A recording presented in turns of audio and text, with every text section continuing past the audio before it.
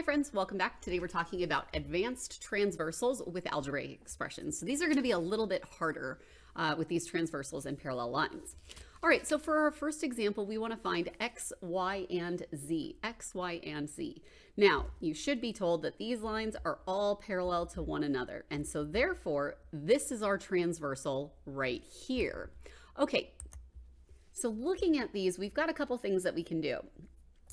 If we know that x and 4z plus 3, this angle, those guys are alternate exterior angles, right, if we ignore this. But that's an x and a z, and that's two variables, and we wouldn't be able to solve, so we would need two equations to solve for that. So we also know that 9y plus 8, like this angle right here, is going to be supplementary to this angle here, but that doesn't really help us because, again, we would have z and y, which are two different variables. We also know that this all right here is going to equal 180, but I would rather we use our angle relationships to find this. So what I do know is that 127 here, this angle right in here, let me use a marker so you can see, this angle right in here corresponds with this angle right in there. And corresponding angles, although they're on the same side, they are congruent. That means 4z plus 3 equals 127. Minus 3, we get 4z equals 124. If we go ahead and divide that by 4, divide both sides by 4, whoops, we end up with 31. So divide by 4, z equals 31. Okay, so we found our z for our x, y, and our z. So we know this is 127, and if we plugged z into here, we would get 127. So we know those guys are. That helps us now because now that we know that this angle right here is 127, x and 127, these two angles are alternate exterior angles, and alternate exterior angles are congruent. So x equals 127. Okay, what about 127? And I can cross out this now that I know it's 127, and this angle right here. These two angles, if I use, let me use a pink marker here, this angle right here is going to be supplementary to these two, to this angle.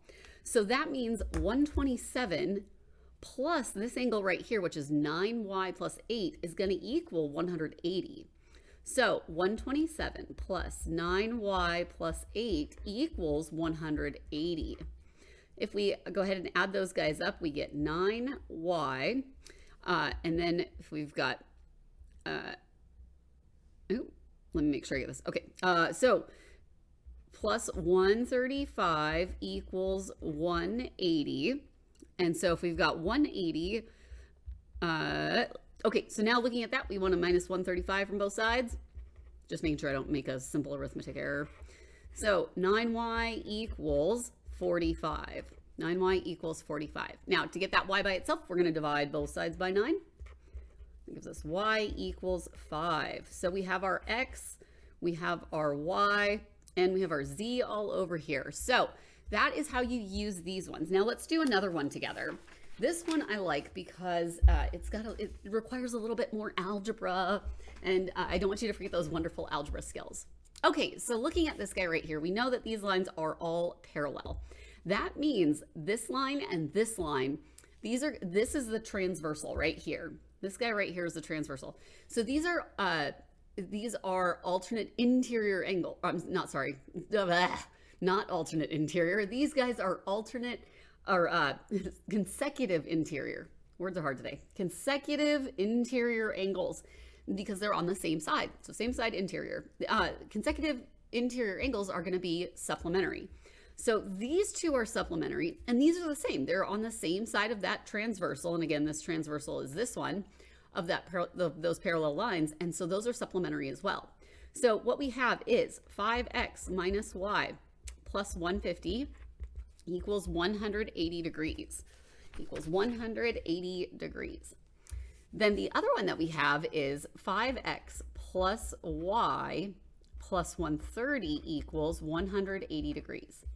Okay, the only thing that I can do here is minus 150 from both sides, and that will give me 30. So 5x minus y equals 30. And I can't solve any further because I don't have because I have two variables. So over here, if I minus 30, I end up with 5x plus y equals 50. Okay, now it's time to put those algebra skills to use. Remember, if we have two equations with two variables, two unknowns there, we can use either substitution, elimination, or graphing in order to solve these. I think because there's a negative y and a positive y, I want to use substitution, not substitution. I want to use elimination to solve these. Let me write this down so you can see what I'm talking about here. So if we use elimination, I like to stack them like this because then we can eliminate these y's. Negative y, positive y, those cancel out. And we're adding these guys together. So that gives us 10x equals 80 right there. Divide both sides by 10. Love off those zeros and cancel out those 10s. We get x equals 8. X equals 8. So now that we know that, we can come back up here and say, okay, well, if x is 8 here, that's going to be 40. Oh, actually, we've got to go back and solve for y. So we take, let's say this guy right over here. We've got 5, and instead of x, we're going to put 8 plus y equals 50. So 40 plus y equals 50, minus 40 from both sides here, and we end up with y equals 10. So we have y equals 10, x equals 8. I just drew that right through the 8. All right. So if we come over here and we say, okay, 5 times x, which is 8, minus 10, which is y. So that gives us 40 minus 10. So this guy right in here is 30. And then if we add 10, it's going to be 50, right? Kind of a clue when we got to this point here for this 30 and that 50. Because 130 and 50 gives us 180, 150, 130 gives us 180 as well, and they are consecutive interior angles. Just wanted you to practice that, those solving systems of equations so you don't lose those skills. All right, good work, and we'll see you next time.